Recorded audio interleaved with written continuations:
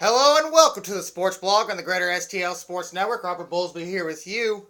You could tweet me at rbowlesbyjr. You could tweet the Greater STL Sports Network at Greater STLSN. You can also find the Greater STL Sports Network. Just search Greater STL Sports Network. And we are also live right now on Ustream, doing our first live video broadcast. The audio will also be up on YouTube. And did you miss me? Did you expect to see my face today? But anyways, we're going to get to some Rams talk. Talk a lot about the stadium, a lot about Nick Foles. And we'll just do pretty much a potpourri after that. Talk Alvin Smith stuff. Talk some UFC stuff. Talk a little bit about the Football Hall of Fame. But of course, we're going to start off with the St. Louis Cardinals. They're coming down the stretch, and you wouldn't expect a team that's right there at 30 games over 500 to only be 5 games up in a division. And that's where the Cardinals are at right now. Pirates and Cubs both riding their tails. And they both just went out there and swept the two best teams in the NL West with the LA Dodgers and the San Francisco Giants. But the Cardinals, it's just something that's going on in this pitching staff, and it's just not understanding. And we seem to used to give a lot of credit to Dave Duncan and Tony La Russa, guys like that, for the pitching staff and things like that. But for some reason, we're not doing that anymore. We're giving it straight to the pitchers. But over these stats over the last, and I had 15 games, but I had a lucky start the other day to make it 16 games. But over the last 16 starts, 101 out of a possible 144 innings for the starters, only 27 earned runs, 79 hits, ERA of 2.40, only 37 walks, 85 Ks, and a whip of 1.4. I mean, that's with 5 different pitchers going and 3 different starts. Lackey with 4 starts in there. So the Cardinals are coming to a place where first they got to get to the Pirates, who they play tonight, and then play a 3-game series against. But then you're getting to the point where you got to pick and choose who you want to make this go down the stretch and be your 3 or 4 starters in the postseason. Who do you take out? Your best ERA guy right now is Jaime Garcia, who I've already told you, and he's already told you plenty of times, basically he wants to be a starter, and they've told you he's not equipped for being in the bullpen. And there's still 50 games to go left in the season, so for at least him, that's at least 7-8 more starts to see where he's at. But do you want to save the innings with Waka, maybe throw him down there and not really use him? Or do you take a guy like Martinez, who's on pace for under 200 innings at 197, and the Cardinals have been playing a little bit of babying with him, 5 inning starts. But, I mean, that's what you got to do because it's what's worked. It's proven that shutting them all the way down doesn't help your team in the long run. So at least sending guys out there to give them the start and give them the idea that they're going to go, but holding the reins back still. But does a guy like Martinez get to the bullpen? Because he's a guy that's done it and been effective in the bullpen. Even though he's been much more effective as a starter, he's the guy you're going to trust down there. The other guy you would trust is Lynn, but you're not going to take him out of the spots he's been in. I mean, he's been dynamite over the last 3 starts. He had 1 bad start, but then 7, and the start before that, 1 run, 6 no-run runs. I mean, it's crazy to see what's going on this season for the Cardinals. And we're looking a lot past this offense, too, with the over 100 run differential. But you're going to have 4, 5, maybe even 6 guys that hit 15 home runs in this lineup for you. And I think one of them's adding Reynolds and Adams together. They already got 13 together. But you got a guy like Carp that already has 16. Wong, 15. Peralta, 16. Hayward, 9. Grichuk, 14. But they're not just doing it with the home runs, doubles, extra base hits, 29 doubles for Carp. Wong with 20. Peralta with 21. Hayward, 23. Grichuk with 20. Molina has 19. If you combined Reynolds and Adams, they have 20 doubles. I mean, I know the big things, runners in scoring position and all that crap, but that's how you produce runs with extra base hits. And that's the top players in your lineup right now, with Holiday being out, that are doing this producing. Also, you throw Piscotty in there, and you've seen this Matheny thing with messing around the lineup, putting Grichuk eighth, putting Piscotty second, kind of moving everybody all around to kind of benefit the young guys, and also try to see where you put a guy like Hayward. Where's his best spot in the lineup? Because you haven't figured that out yet. He's embedded in every spot in the batting order. What's his best spot? You probably know with his power that Grichuk needs to be right there in the 5th or 6th spot, but is that more for a guy that you're used to driving in runs like Molina? Or is that for a guy like Hayward? Maybe he starts turning it around. So even though it looks like there's a lot of holes in these lineup compared to what I said in the pitching, there's really not. You just have to find them and put them in the right spots. You already proved in the last 10 games for Carpenter, moving him back to the leadoff spot was the best thing you could have done. 375, 432 slug of an OPS of over 1,000, 7 home runs, 5 doubles, and 12 RBIs. That's his spot in the lineup. He's comfortable there. Leave that alone. Now you got to pick your poison with your second spot. Because Carpenter does strike out a lot, but then you got a guy like Grichuk who does strike out a lot, or Wong who doesn't strike out as much, but still is a high strikeout guy. And maybe with the speed of a guy like Carpenter, who's not the fastest guy in the world, maybe you go with the Wong to put the speed behind him to stop double plays, but Grichuk ain't the slowest guy either. But you got to kind of pick your poison in that situation is who you want to put where. And that's been the hard thing for Mike Matheny. I kind of wanted to harp on him about moving the lineup so much, but he's in a situation that moving guys around has worked at certain times, but has also been a disadvantage at certain times. I mean, Wong was hitting pretty good in the first spot when Carpenter was batting second, but it just some reason threw Carpenter out of rhythm, so you have to put Carp back where he's got to go. Now you got to find Wong's spot. And with his power, and also with his better on-base percentage and Grichuk and getting in there, I think you might have to put him second and put Grichuk lower to produce runs in this lineup. You more need the guys on base to produce the runs than the guys just up there because they have the high upside. They have the power and the ability to hit the doubles and triples. But Wong has that power too. Maybe not as much as Grichuk, but just as pretty close. And you've seen it. And speed at the top of the lineup is something we're kind of missing and been missing for a long time for the Cardinals. I mean, who's the fastest guy you could think of at the top of that lineup in a long time? I mean, Tony Womack in 04, 05? I mean, you had guys up there like David Eckstein and Skip Schumacher who just aren't the fastest guys in the world, even though they're good hitters. John Jay's been up there also. Another guy that's in there. They're good hitters. They're guys that get on base. But there's not speed at the top of that lineup, and Wong is a guy that could provide that, even if it is from the second spot.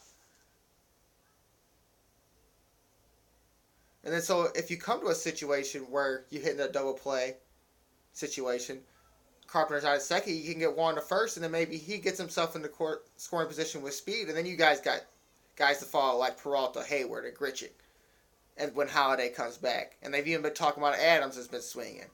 A guy like Molina.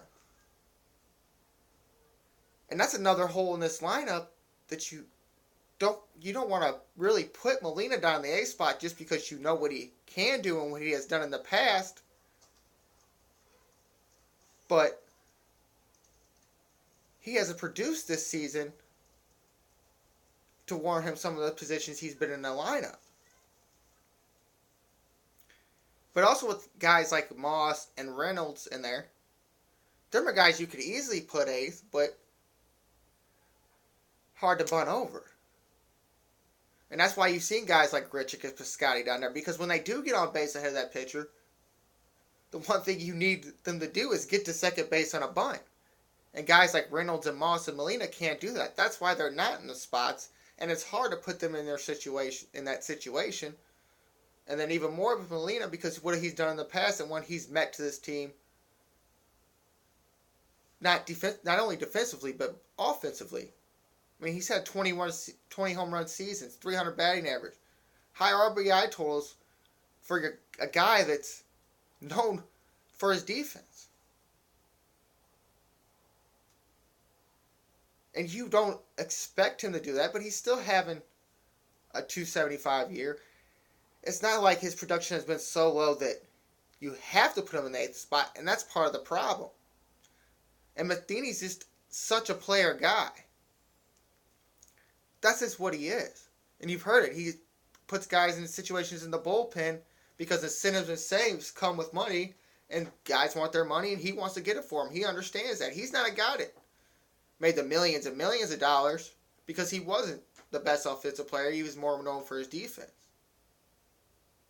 So he kind of understands it in a way for some of these young guys like Rosenthal and Maness and Choate to go out there and get these appearances and get these saves and get this extra money that they wouldn't have otherwise.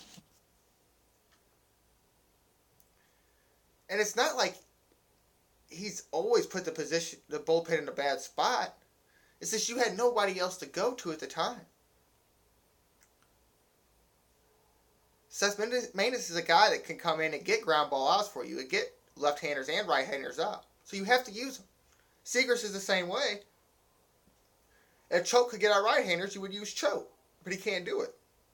He's had trouble getting out left-handers at some parts this season. So that's why when we went to the trade deadline, like when I brought up Moss, you added guys like Bryson and Cishek. Yes, I can't say his name all of a sudden. The Steve Cishek to add stability and takes the load off some of them guys. Because you weren't going to rely on Sam Tuliolava. You weren't going to rely on Miguel Sokolovic. And there's really nobody else. The guy that was pitching very, very well for you that was down there was Mitch Harris, and he's hurt. They haven't really put all the trust in Marcus Hadley yet, which I don't understand. Why not give him a chance, definitely with his age? And the other guys that you could use are left-handed starters. And your backups for Jaime Garcia and Tyler Lyons and Tim Cooney. Even though Tyler's up here right now, just the case for a backup, because he had a 13-inning game a while back. And that I should have brought that up with the pitching with the 36-inning scoreless streak from that game.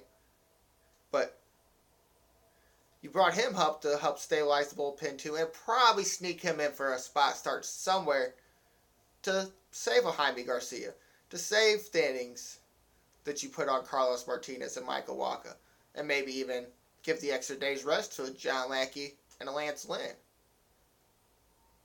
And the Cardinals have done this to perfection since Mike Matheny has been here. But also since he's been here, he's overused the bullpen.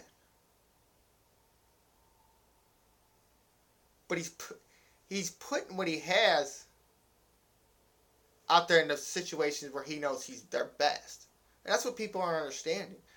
A guy like Sam Tuliolava, even though he's got down there closing to AAA, do you really want him out there throwing in the 8th inning? You've lost your 8th inning guy. You've lost what was your 7th inning guy, and Belial, kind of your backup, really 7th inning guy with Seagrass and Maness down there. So you've lost all your depth from the players that you trust, and you can't just throw every little player out there and expect them to be great. It's worked at almost every situation for the Cardinals have put every player in. But you can't expect it to work for every single player. I mean, Sokolowicz is a cast off from the Cubs. He could get it done before. That's why he's here. And I think that's why he gets on the lineup or gets called up on the most times, because he's a guy that has had some major league experience.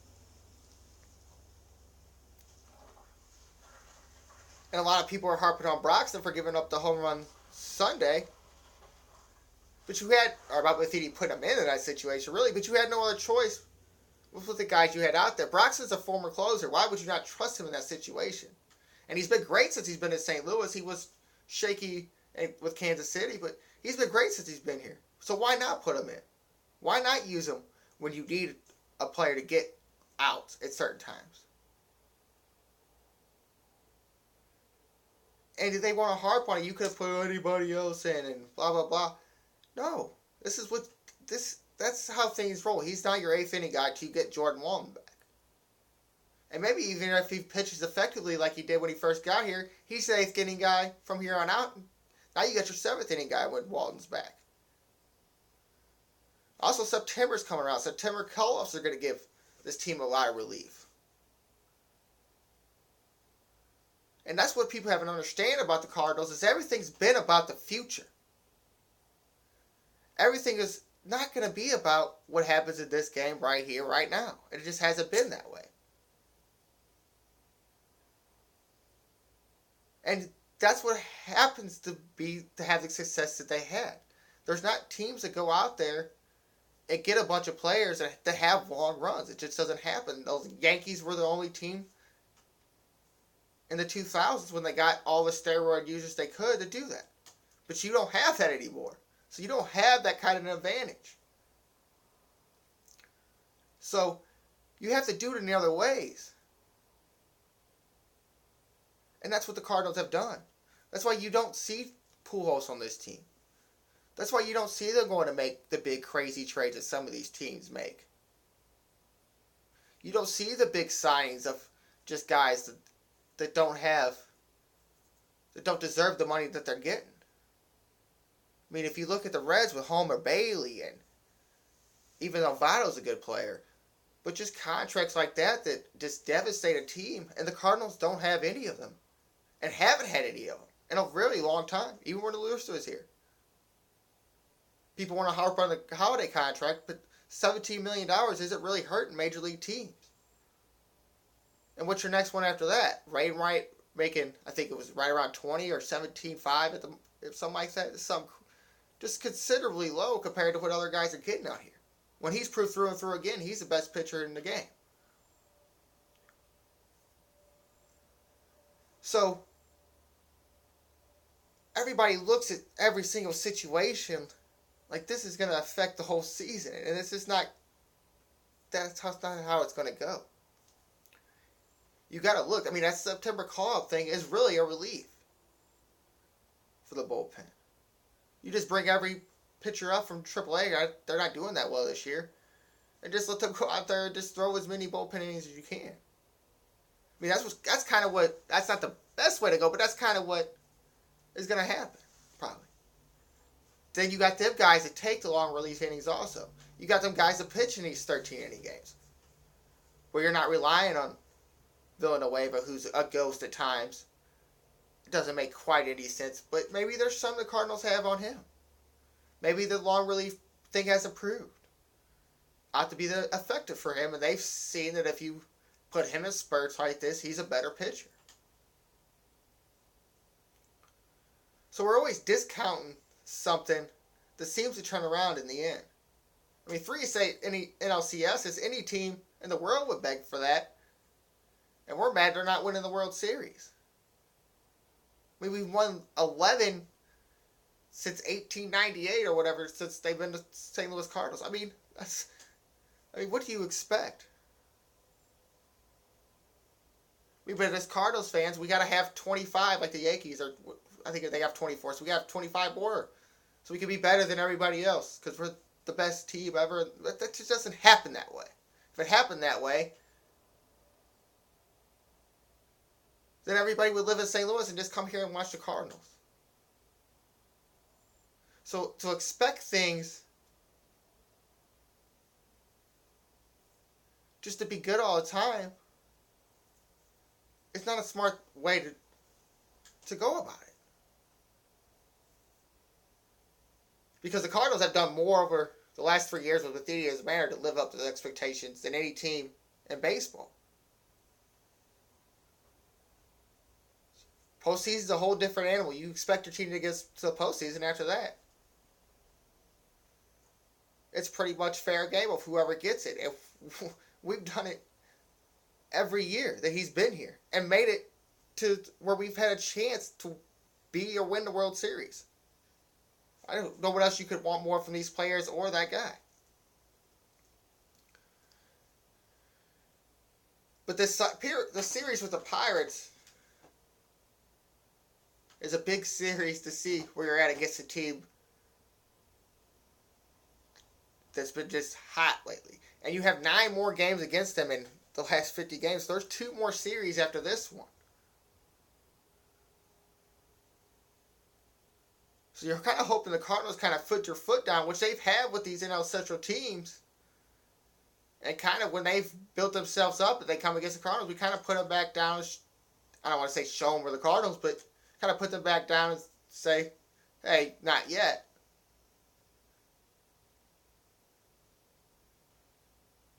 But these teams are ready to take over. The Cubs, the people weren't expecting this. There were some people that were going a little overboard. But they're right in the hunt. And then you got Pittsburgh, who has the pitching and has a little more of effective offense than the Cardinals, even though they just lost their shortstop. Right on heels too. But you look at the pitching, and it's kind of favorable in this series for you with your 2 young guys going in Jaime.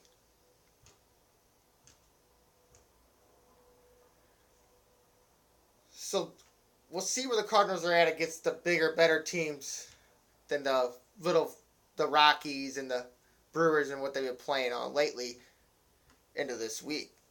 But I kind of wanted to touch on this Rookie of the Year thing, and I didn't really look up the pitchers, which are always probably at the top of everybody's list for winning any kind of award, MVP, any of that. Definitely when you have years like Clay Kershaw had. But I kind of looked up the stats for these race between Randall Grichuk, Chris Bryant, and Jock Peterson.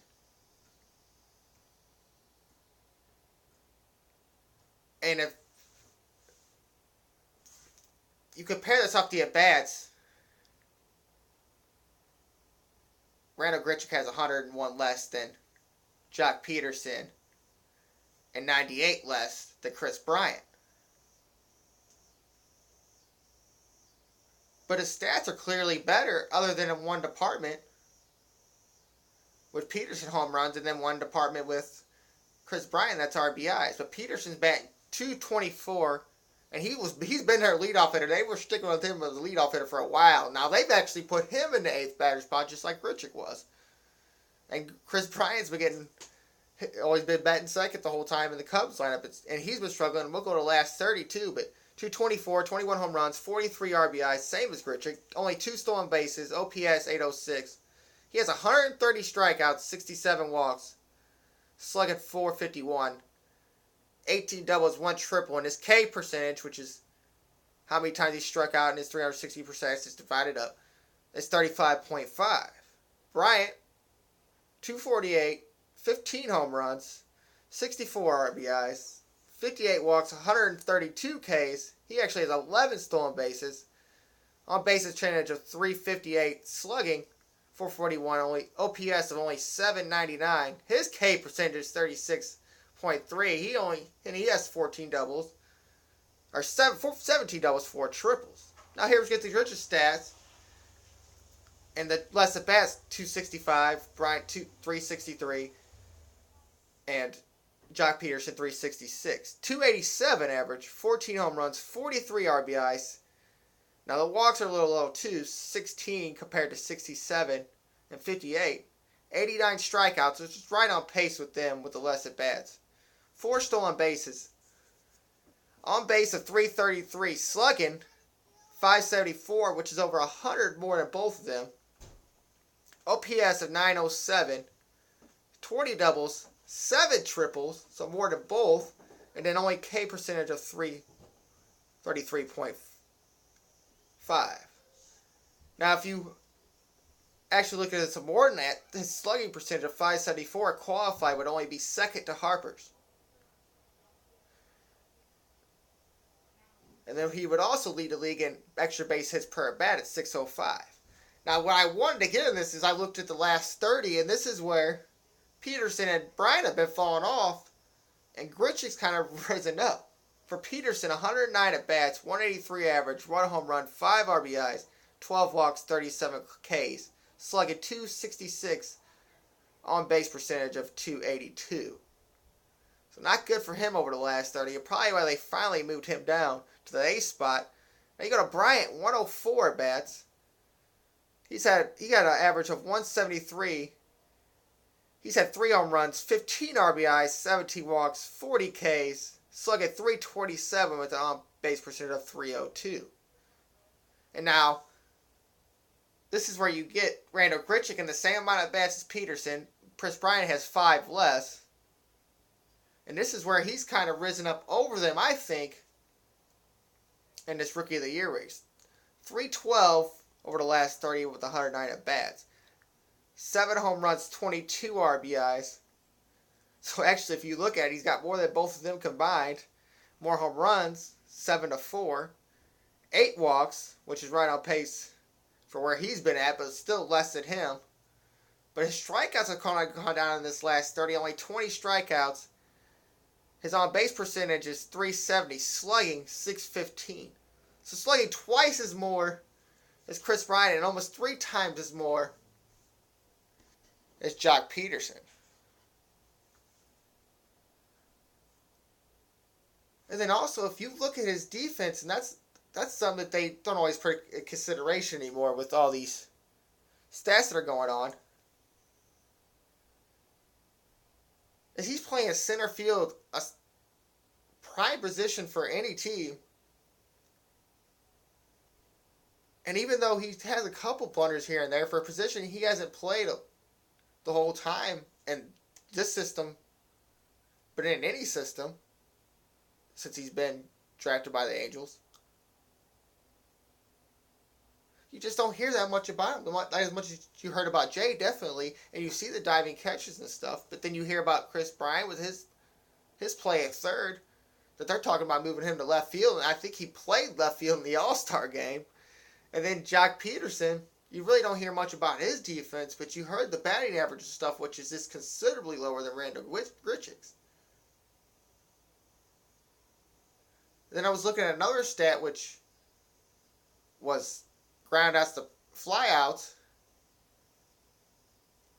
and Grichuk was one of the tops in the league at hitting more ground outs, and I was even thinking about it when they was reading the stat that I remember him grounding out in between the shortstop and third baseman the other day and it rolling all the way to the wall and he got a double out of it. So as you see Randall Grichuk start to hit his stride here, do you think he has taken over that Rookie of the Year? So I kind of think he should if you look at the stats that I just gave to you. And then also playing the position he does, center field. And then also having to be one of the constants in a lineup that you have guys lost like Matt Holliday and Matt Adams. And the guys that's struggling at this time, and Mark Reynolds, or guys that were struggling before, and Matt Carpenter. Or a guy that hasn't produced as much as he used to as Yadi Molina. There's a lot of differences in some of the lineups that they got in LA. Adrian Gonzalez, one of the constants in that lineup. Also, like guys like Jimmy Rollins and Holly Kendrick, guys that are good Major League Baseball players. And then the Cubs, even though they're not more known, but guys like Anthony Rizzo. You have some guys like hitting like Devin Mesoraco, who's a better hitter than most people think. He just can't play a whole lot of catcher. I said Tevin Mezzarana. Met Miguel Montero. I mean, they've got their lineup to where they're Sterling Castro's sitting on the bench. And now they're playing another shortstop with a shortstop in waiting. You don't see that for most teams. To have shortstops in waiting. We know our shortstops waiting is Pete Cosmo and Greg Garcia. Even though Greg hasn't got the chance, we haven't really seen him, so I'm not going to down him as much. But our backup shortstop is a guy that can't do anything. He's a better defensive player at times, which is a bigger thing, but if you put him out there, you're expecting 0 for 4 from him no matter what the situation is. So we're going to wrap this up. We're going to take a break. We're going to talk about the Rams stadium situation next, right here on the Sports Blog of the Greater STL Sports Network.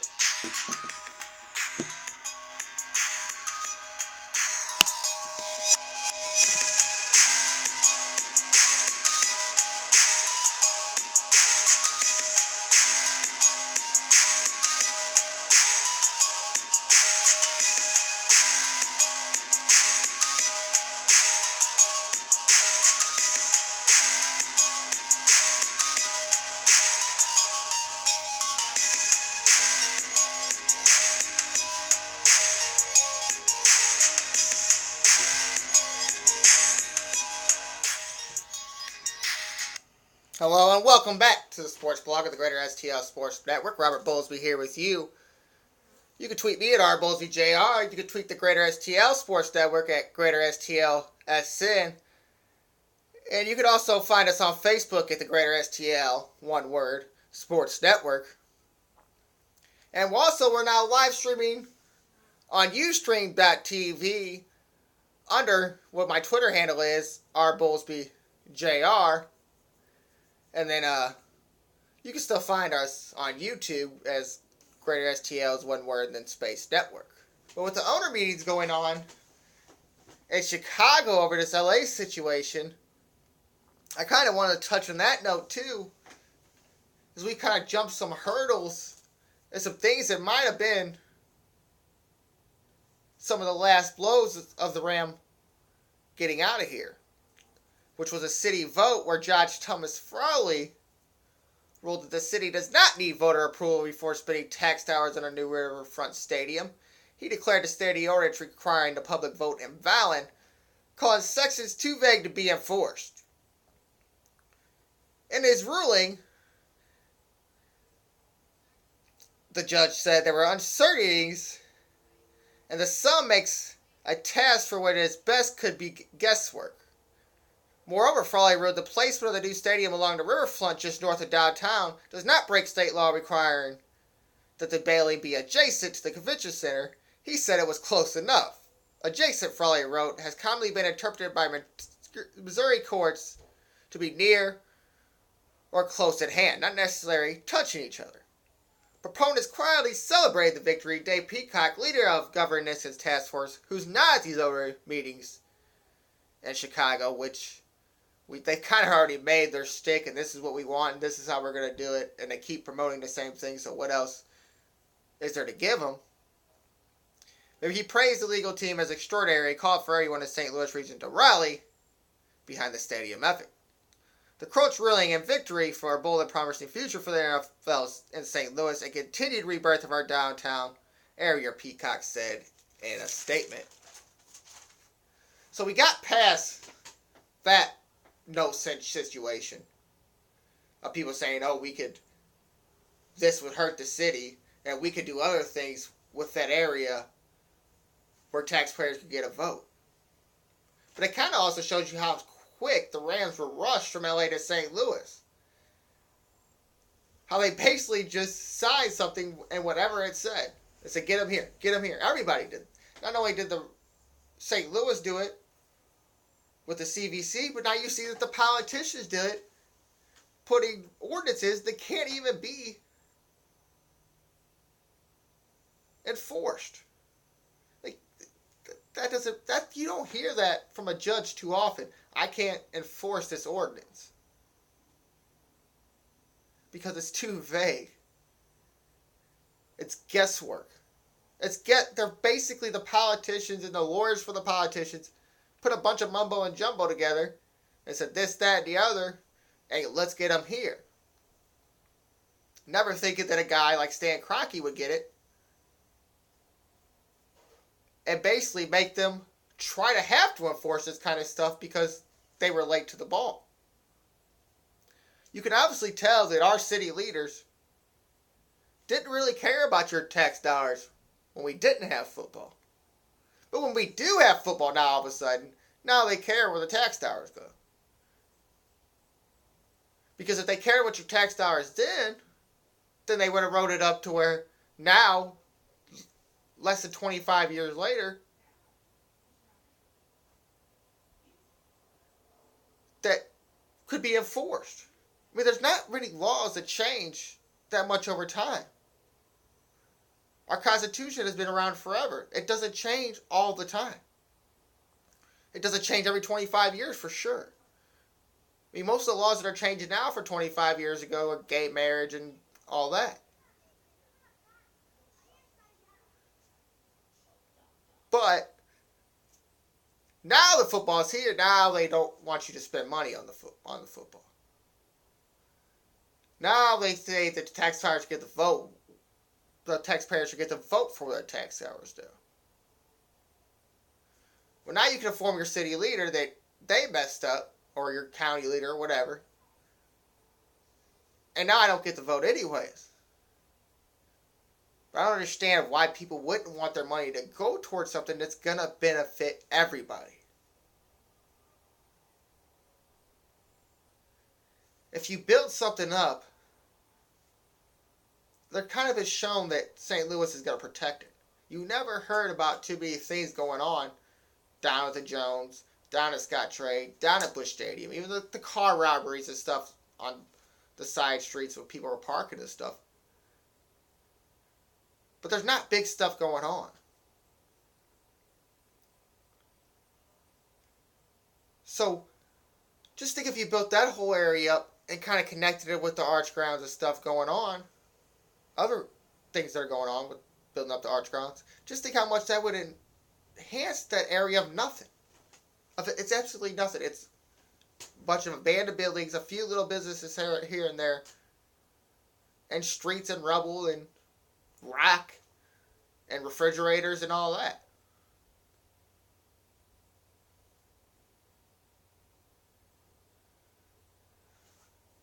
But that's one big hurdle because that San Diego's not even talking about getting a vote to January. And that's when the NFL owners are talking about voting on this. There probably won't be a vote till January. So if we would have been in the same boat just now, knowing if we were going to vote, even though we've already put our readies out, we've already spent our money on the NFL environment studies where they said they could get over 200 million. A seat license, we're only saying that we need 160. We are farther than the city of San Diego, but not that much farther if we needed a public vote. Because then you have to set up this vote. You have to set up I think what they call a special election or something like that. A special vote, which takes time. And definitely in this slow-moving cities, it took them 7 years after being told you need to look at this. You need to look at this now. By Dan Deerdorf. How long this would have took forever. I mean, even though Stan Kroenke's attempt from what we've seen has been that he's going to LA, what can he do if Spanos is already there with Mark Davis? Because Spanos is acting like he doesn't like Stan Kroenke at all, or Stan Kroenke doing this at all. But money's money, and billionaires want to be quadruple billionaires. They want more money. And the best way for them to get more money is put two of the most powerful owners in the league, an owner of Goldman Sachs, a guy that runs his own investment company and has a lot to do with Walmart, and put them together. And the stadium is already planned to develop a grounds, and you know he was going to throw a Walmart out there if he gets that stadium in England. It's just going to happen. Here, family, here's a Walmart. Here's space for a Walmart. Build it up. It was bound to happen if it happens. But you haven't heard nothing about Oakland. Oakland don't even care about the Raiders. Leave. We're not doing nothing. We ain't doing nothing for the A's either. We're going to have this crappy Sir Red Stadium. What are you going to do about it? Which is kind of the approach Stan Kroenke's took toward us. I own the team. I got $4 billion. I'm going to build this stadium in LA. What are you going to do about it? But you got to be glad you got a guy like Dave Peacock. Bob Blitz was part of what I just read in that judge's ruling for Thomas Frawley. He was one of the lawyers trying to stop the public vote. So you got guys that are fighting hard, even though they're getting their money. Already $5 million paid out for just them people. They're at least still fighting. I mean, it is a little scary that Stan Kroenke and the Rams are at these owners' meetings making their little pitch, but you're glad to see a guy like Carmen Policy, who well respected in the league, running teams like the 49ers for so long, and has been in the NFL for so long, that he's respected, and he's the guy making the pitch for the San Diego Chargers. And it's also been said that Dean Spanos has the backing of most of the owners in the NFL. And this is only a two-team plan, which you've heard plenty of times, that they want a two-team plan, that there's going to be two teams out there one way or another. Right now, it's more of finding them a place to play than it is that they're not going there. It's more of figuring out where they're going to play in LA. But finally, something on the good news side, where we don't have the city and the Dome Authority suing each other, and these ratheads from SLU who still said these guys from SLU that said they're still going to try for the suits to stop the public funding going without a vote. John Allman of St. Louis U. But it's a big hurdle to jump over something that was going to have to be planned, and now you don't have to worry about that. Now we're skipping over, and we got to figure out what's next and how we're going to making sure we have the financing, even though we've said plenty of times it's very easy. We've drawn it out, but there's still a chance that we don't have it all. So hopefully they're just working on that kind of stuff. And current policy just wows everybody and shit. And it's not really in Chicago, but it's in Illinois, but they call it Chicago.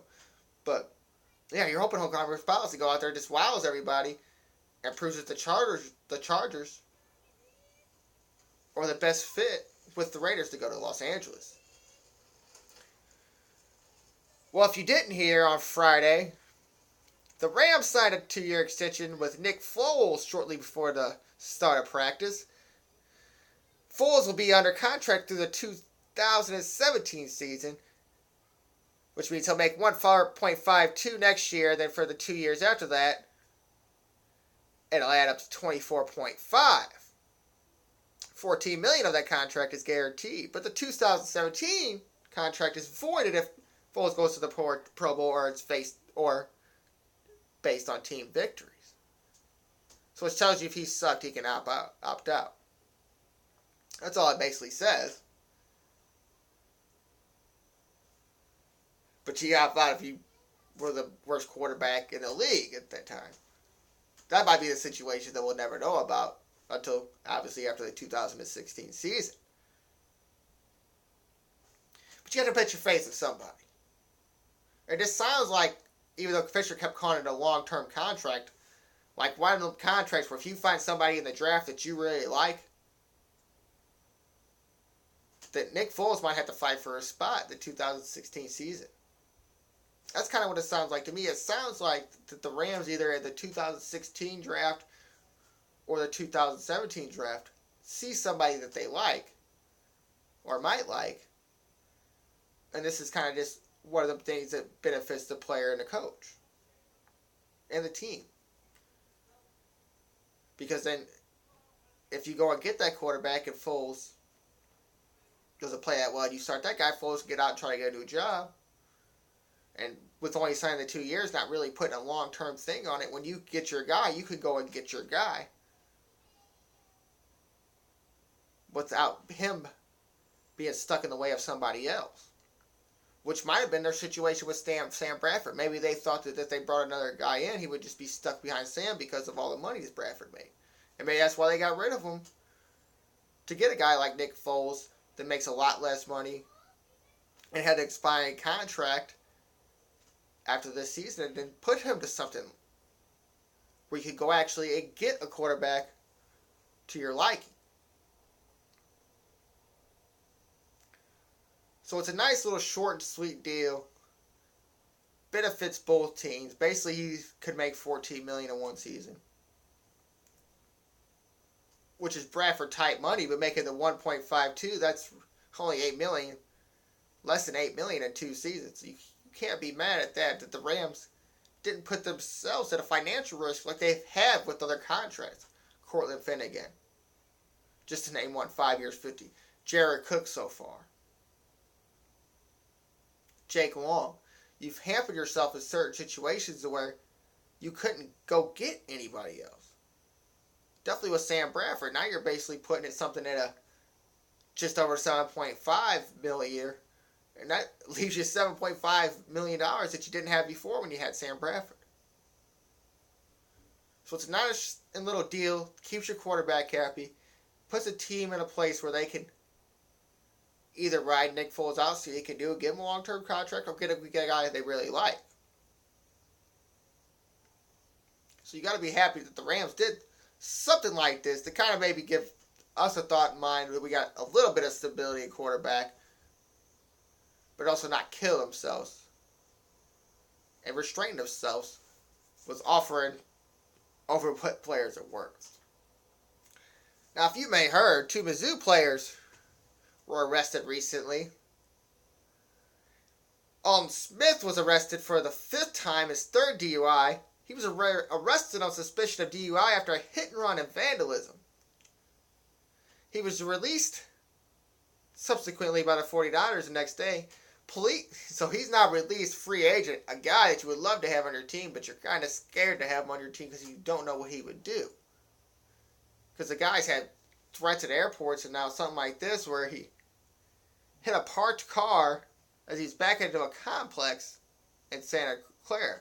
Then he opened the door to his FCV, then hit the car again.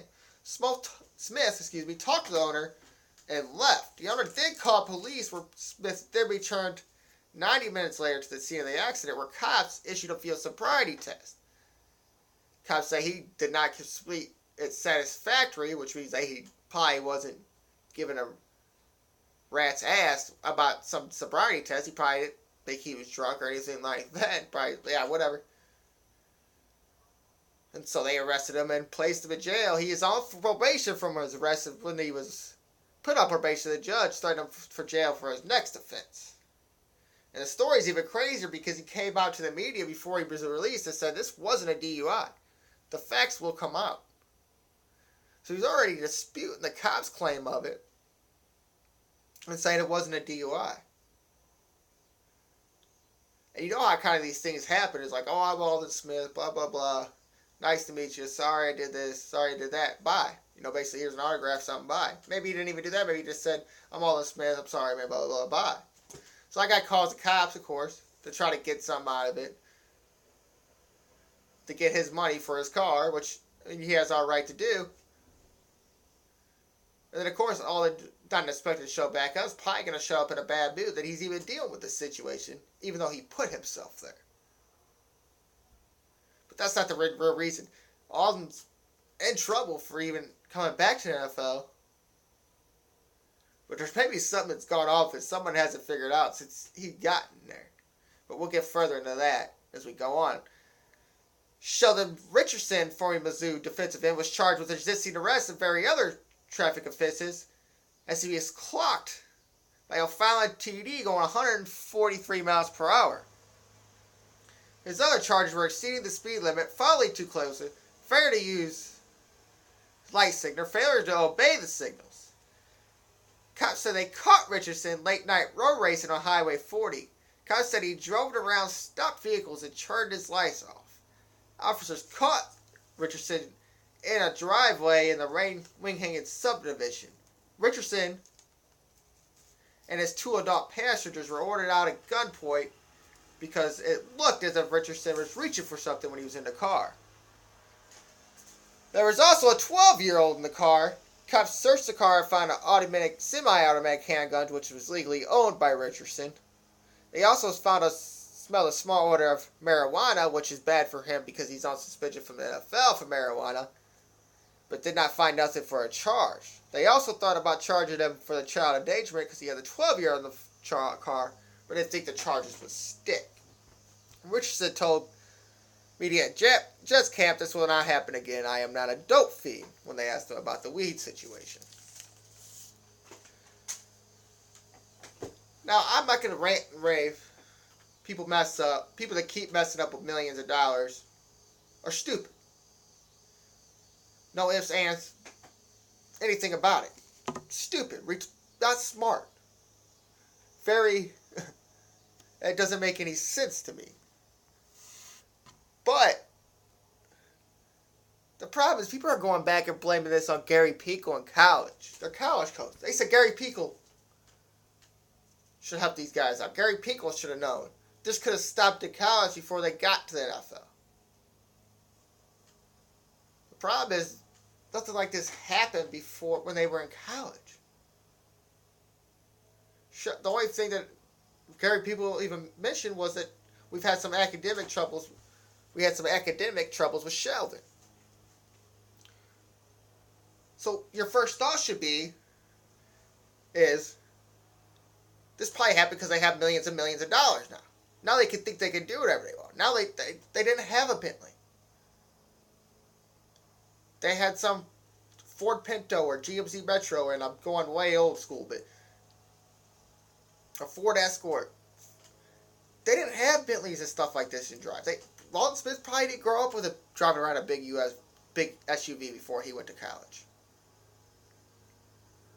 He probably didn't have the money to go out and get drunk and get high. Neither one of them probably did when they were going into college. That's probably what happens to every billionaire at some point, to where you get to a point to where, man, I can do whatever I want almost. I want to show my homies how fast this Bentley goes. I want to smoke weed even though I'm getting drug tested. I think it'll be out of my system by then. I think I will get drunk and drive, which seems to happen to every NFL player, even though NFL has a system set in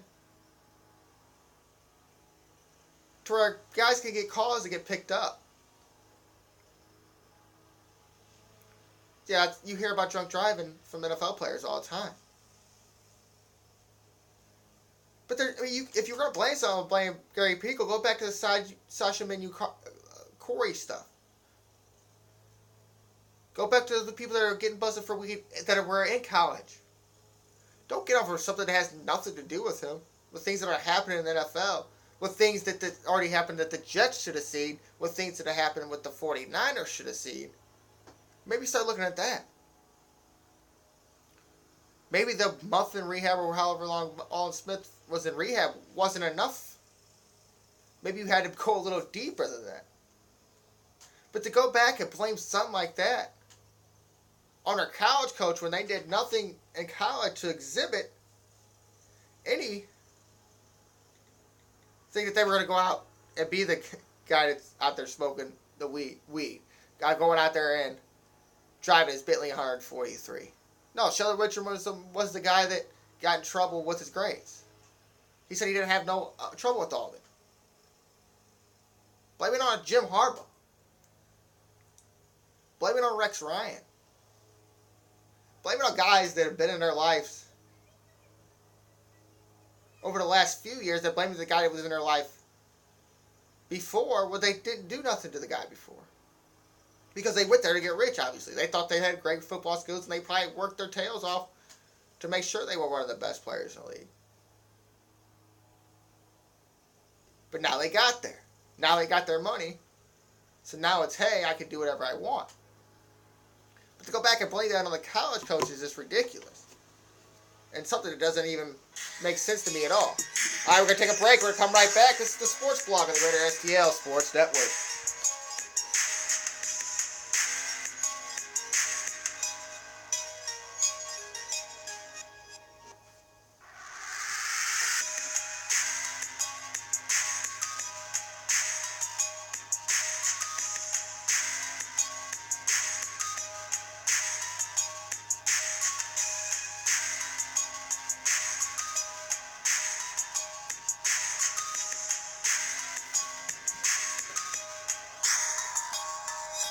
Hello and welcome back to the Sports Blog on the Greater STL Sports Network. Robert Bowlesby here with you.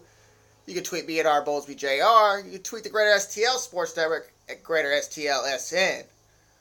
You can also find us on Facebook at the Greater STL One Word Sports Network. YouTube, same thing. And we also got a Ustream page now, so our shows will be live. We'll post them on the Twitter and the Facebook. And just go to ustream.tv to watch. Click on search R Bowlesby JR, my Twitter handle, and we'll get it somewhere to where it works in with the Greater STLS network. And you can watch live. You can also watch the videos live at any time, just like you can listen to the audio live anytime on YouTube. And this show will also be up on YouTube. We'll get to the hometown rundown, and you kind of feel bad for St. Louis FC. If they kept these games close, they've scored equalizing goals, and then as soon as something bad happens, it just goes crazy. The last two games, the New York Red Bulls, and I can't remember the team before that, last week, but after a hard-fought tie, they got down 0-1, came back, tied the game, but then they came back the next game against the Red Bulls and tied the game. And then it all broke loose 4-1. And last week tying the game again, and then it all broke loose 3-0 or 3-1. And now you're losing points at home that you really have to get to make it to the playoffs. And going against some of these teams, you got to kind of feel bad. Like, you know that the Red Bulls 2 are getting funded heavily by the New York Red Bulls. They're wanting to bring in the best players, so when their guys get injured or they transfer their guys overseas to make the millions, hundreds of millions of dollars, that they have somebody that come up there and back him up. And you really only have a couple of Chicago Fire guys on this roster, your goalie and Kingsley Bryce. They took Patrick Doody up. You haven't really seen a whole much of him. So you got a lot of amateur soccer players just trying to make it. And that's part of the problem it's been for FC at times. You could tell some of these guys haven't played these long seasons. They're getting worn out in these second halves. And then you get the long bombs in soccer where it's heavily hard to get behind up defense, but somehow it happens to FC. You get a lot of guys going after the ball at the same time, because they have their head down, and they got their hands on their knees, and they're just running after the ball to try to stop the ball, and you get wide open shots from right in front of your goal. So you kind of feel bad for St. Louis FC, but sometimes you got to suck it up. And they've been pretty good at switching in and out of players and doing a lot of substitutions. But you can tell that some of these players are wearing out for the long season. And you've still got a lot of injuries to a lot of your good players. And you even have some going out there and playing with injuries, like Jameel Hardware, who had a cast in his hand for I don't know how long. So hopefully they can turn it around next week and get a win, get 3 points there in the USL. All right, let's go to weird news. It's in Bradbury, New Jersey. Authorities say a man planning a burglary inadvertently dialed 911. Allowing dispatchers to listen on his conversations. Somerset County prosecutors say Barq police received an errant call on July 27th, but were unsure of the caller's location. They learned the phone's numbers of the phone and had recently been assigned to 42-year-old Scott Escher of Elizabeth. Escher was arrested Wednesday after he allegedly entered a Stanford Township home. He is now charged with that burglary and others in Bradbury and Berkeley Heights. Authorities say that the Branchburg robbery occurred the same days as the very phone call was made. And I just don't know how. I mean, I know that the only thing on your screen is that emergency call thing on a lot of phones. I mean, I even got an old Android phone. It's usually what I use on my backup for the sports blog. I mean, and that's one of the first things there is you can only get up to an emergency call when your phone gets locked up. But I've had it in my pocket and I've heard it beeping. My phone beep, and you're dialing a number. You're like, what the heck? And you see you're on an emergency call. You go out and clear it out. I just don't understand did you dial that number for some odd reason before? Did you call 911? I just don't understand how your phone rolls around and hits 9 at the very bottom to the right, and then somehow gets to 1 twice up to the top left. And maybe some phones are set just to call 911 when you press emergency call. But I just can't think of them calling it any other way than they already have it in their phone for some odd reason. I mean, I don't have 911 in my phone, so I feel like you had to call it before for some reason just to have it. And I've had stories like this already. So this ain't the first time. But it just surprises me that it happened. Alright, we're going to move to Maryland as a Thurmont, Maryland. An active military grade hand grenade was uncovered Saturday in a parking lot outside of McDonald's in Maryland. A bomb tech with the Office of the State Marshal secured and removed the active grenade. The bomb tech, Dale Enoch, said the grenade was found lodged a foot under the pavement and was there for quite some time. Enoch said it was likely from the military base in Thurmont, about 50 miles away from Baltimore. Probably landed there several decades ago. He also said if the grenade had gone off, and anyone in the vicinity could have severe injuries or death. And the bomb was actually found by some landscapers. So I think they would have hit that with their blade or something. That's a foot underground. But you do some things like that when you're doing landscaping. My construction job, I've done a lot of digging flowers, and you also dig in front of the mulch beds to kind of give it an edge, so the mulch doesn't flow up into the grass. And though you only go down a few inches for that, that's still a little scary. And if it would have gone off, it could have hurt people in, I guess, the immediate vicinity. It didn't say. But who gets sued for that? The military? Baltimore? The guys that set it off, or because it's in the McDonald's parking lot? So, yeah, I don't understand how that would all work. Right, I kind of want to cover this GOP thing, and I don't want to cover most of it. I just kind of like a couple comments that everybody's favorite Democrat made is, but Donald Trump said some pretty good teams to me. Donald Trump said when about immigration, we need to build a mall. I don't mind if we have a big beautiful door in that wall. If Iran was a stock, you folks should go buy it right now. I'll tell you what, if Hillary Clinton came to my wedding, I tell you what, with Hillary Clinton I said be at my wedding, and she came to my wedding. You know why? She had no choice. And then after being asked in a comment by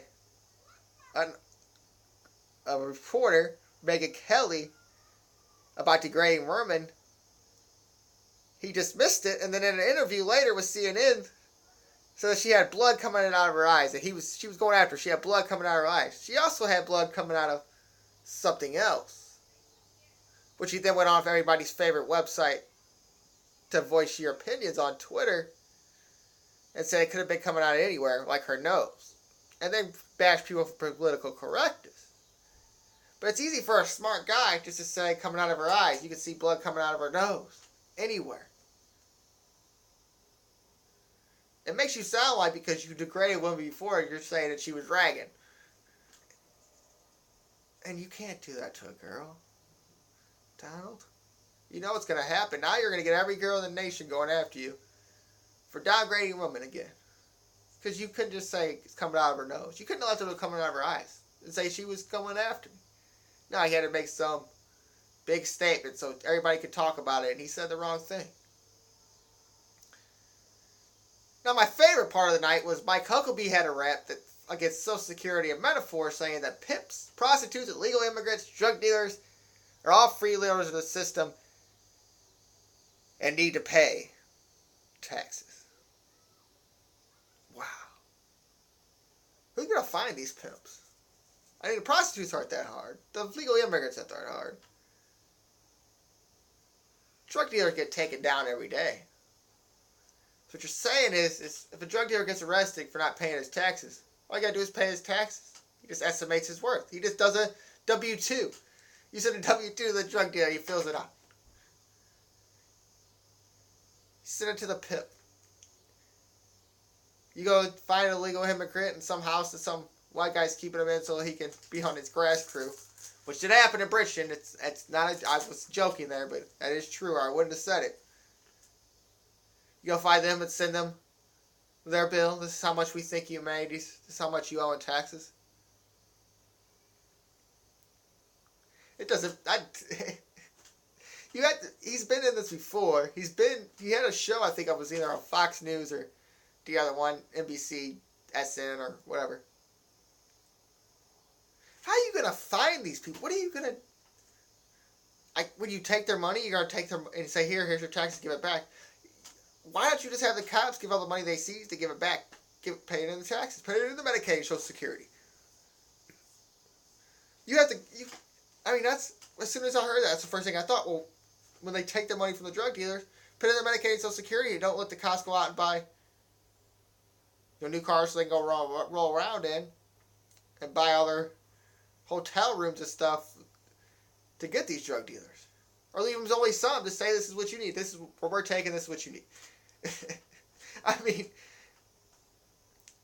to sit here and say that if I was a drug dealer that I would sell a 20 sack or something to somebody, take that 20 and say, I gotta go get change for the gas station, I gotta pay my taxes out of this.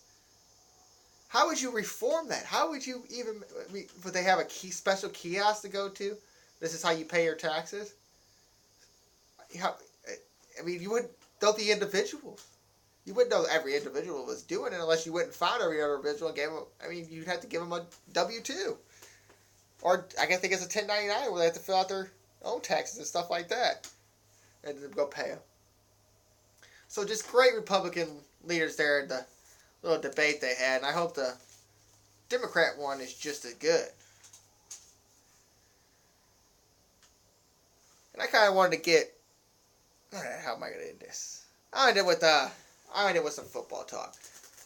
Ronda Rousey's fight with the Cyborg, saying that she was signed to fight Ronda Rousey in December. And it's also said if Ronda Rousey is busy at that time, that she's got an open date in April. Now this is with her having to cut down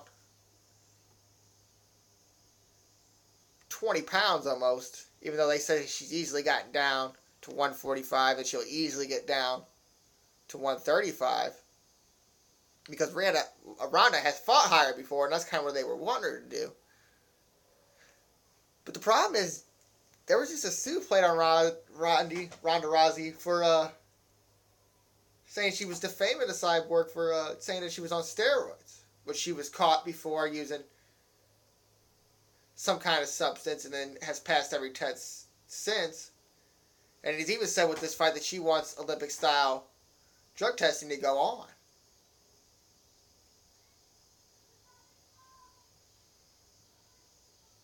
But if you're Ronda, do you accept the fight? I think you automatically accept the fight just for the hype and the money you're going to make.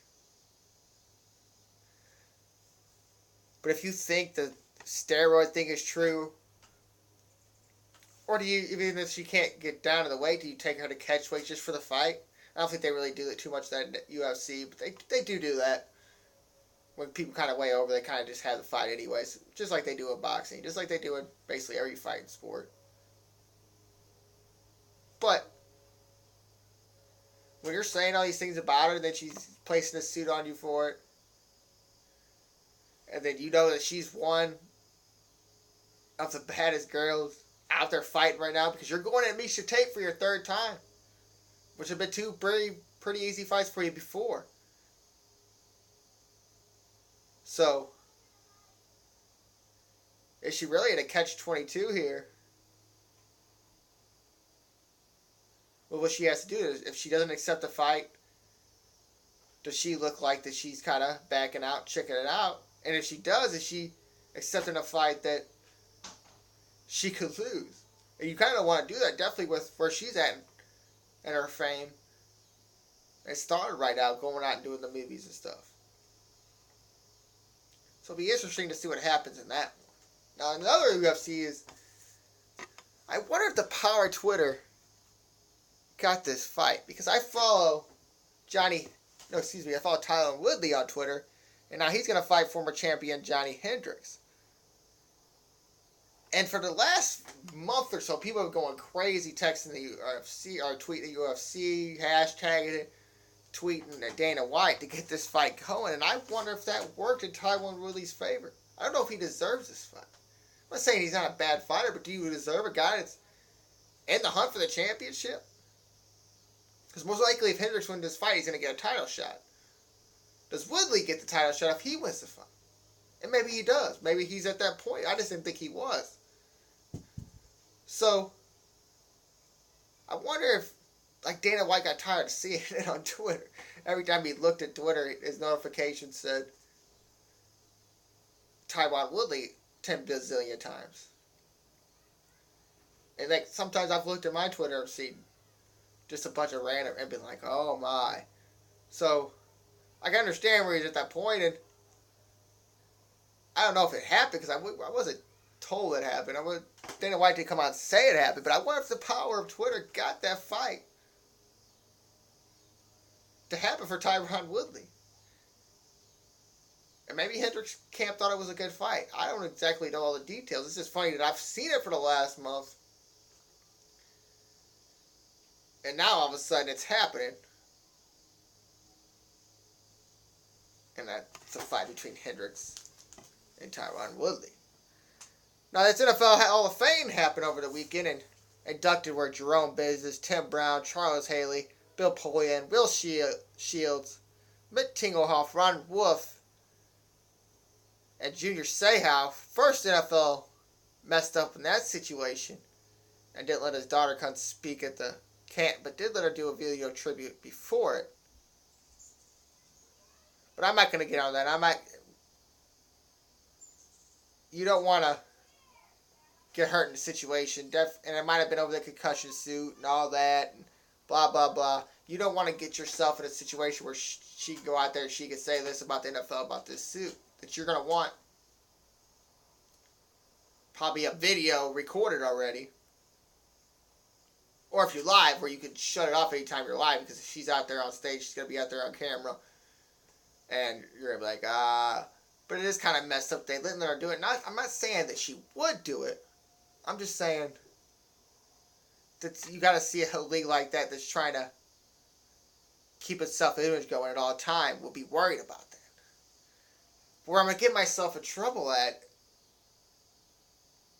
is there's 3 Hall of Famers from the greater... 3 potential Hall of Famers left from the greatest show on turf.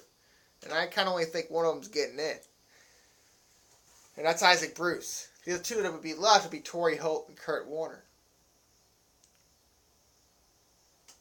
And I think with Tim Brown getting in, I think that's going to start being a little bit of a breakthrough. Andre Reed getting in year before that. But there's still going to be a lot of... I think there's going to start being a little breakthrough for receivers. Which means that a guy like Isaac Bruce very easily, and I'm pretty sure he's going to get into the Hall of Fame within the next couple years. But I don't think Kurt Warner had the success over the amount of time that a lot of Hall of Famers had.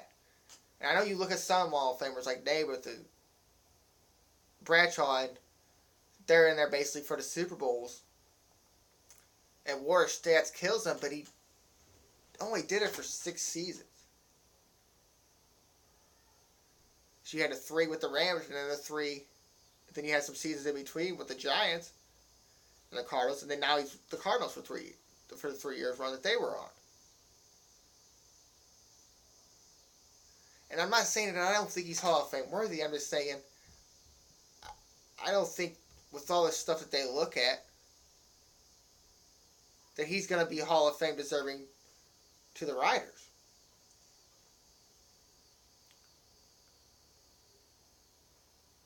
And then Torrey Holt, he just doesn't have stats to add up to some of these guys like Tim Brown and Isaac Bruce and players like that, even though he accomplished a lot. His stats just don't pack up to players that aren't in as of now. And then you got some players coming up.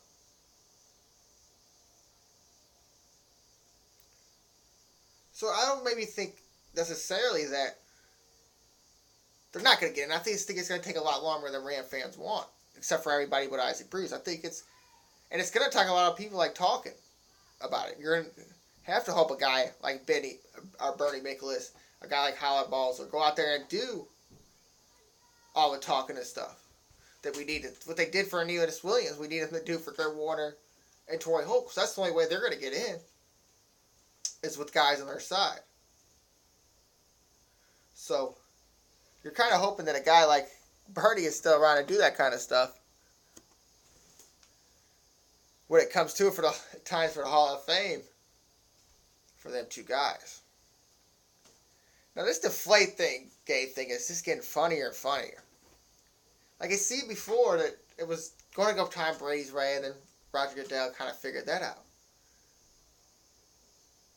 And then it seemed like the Roger Goodell just was taking it over, had control of everything. But now it seems that there's been findings in the rule book that only dictates it to be a 4-game or a fine. Excuse me. I think the fine was $25,000.